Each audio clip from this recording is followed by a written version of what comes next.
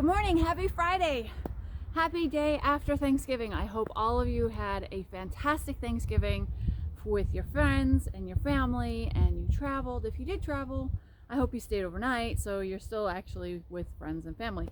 Because I know in my family, usually the day after Thanksgiving, all the women in the family would go into Boston and we'd go to Faneuil Hall Marketplace and we would do all of our Christmas shopping. And it was the biggest thing when we were little because you went first thing in the morning, you got up really early, you got dressed super warm, and you drove from wherever it was that you were, either New Hampshire or Tewksbury, Massachusetts or somewhere, and you all drove all the way down to my aunt's place who lived in Malden. And from there we would go to the T, which most of you people who aren't New Englanders, you know it as the train or the subway or whatever. But you would go to the T and we'd get our little tiny token and we'd get on the orange line or the red line and then go on the orange line, and then we'd go into Faneuil Hall Marketplace.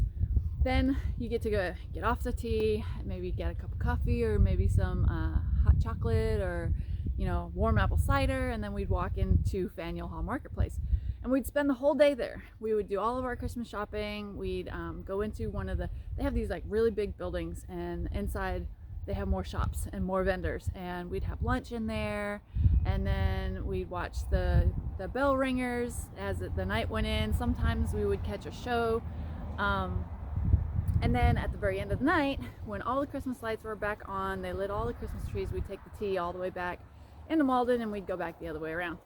So when you turned 13, that's when you were able to go, and that was a huge thing for us. Every year, the day after Thanksgiving, all the girls in our family, and there's usually about 10 of us, we would go to Faneuil Hall Marketplace, spend the day, and just enjoy Boston and everything that it has to offer. But this year, we're not doing that. We haven't been doing that for quite a while, since all of us have been spread around the country. And the main women all live down here in North Carolina, so we're not going to take any type of train up to Boston. We're not going to go to the marketplace.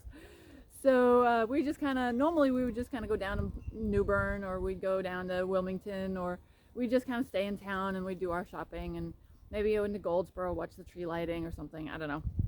But this year I have a task, and it's gonna be sad, but it's also bittersweet, because wherever he went, Lucius, there he is. You see him? That guy is going home. His training is finished, to the point where his owner can start taking over. He was here last weekend, and I showed him what he could do and stuff like that, and what he needs to do, because he needs to start bonding with him more than me. And as if you guys saw, like the 2 days ago, he gives me the stinky face a lot. But it's just because he understands now that I'm here, and whenever I'm out there, it's either to brush him, to feed him, or to train. So most of the time, horses that really don't want to do anything, they start giving you the stinky face after a couple weeks. But it is what it is, because they associate you with training, and most of them don't want to do anything, and so that's what happens. But if you're the owner, you do a whole bunch of different things with them, and very rarely you get the stinky face, unless you're a mare, and then it happens. So you guys just saw me hook up the truck, and now I've got to go get some hay, because all the hay that we bought for him during his fee to train, because that's all kind of incorporated into everything, that goes home with him. So I gotta go get the hay, and yeah, and then we'll get him up, and then I don't know what time it is.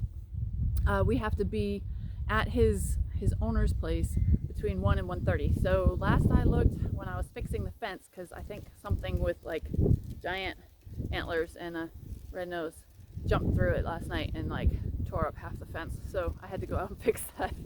So as I'm being blown away, let's go get the hay.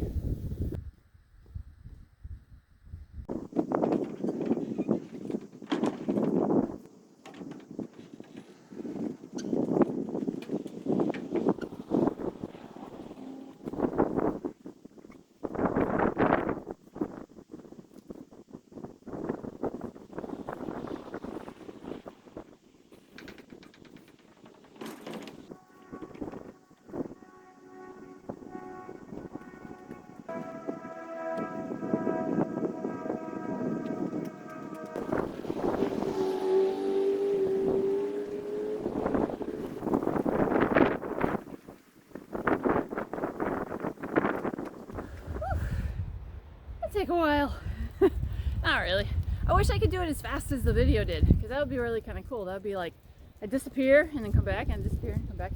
But anyway, hold on. Sorry, I found this in the driveway. I don't know what it is. It's an end cap to something. But anyway, oh, I think it might be to his stuff. Anyway, now let's go get Lucius and load him up, and then we'll put the hay in behind him and we'll bring him home. I'm sure his owner's gonna be very happy.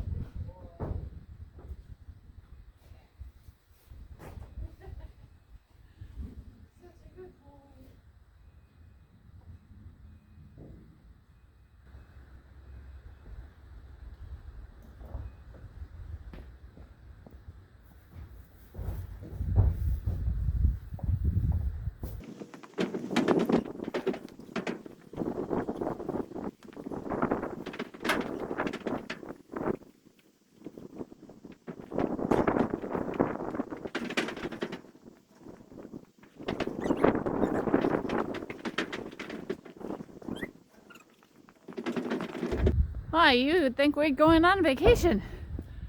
So he's all ready to go. Alright, you ready to go? Yeah. He's all ready. He's a little antsy, but he does calm down after a little bit, but most horses are kind of antsy.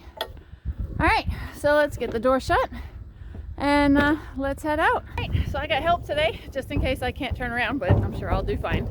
And we're ready to go. Yeah, you ready to go? You ready to go home? Yes, you're ready to go home.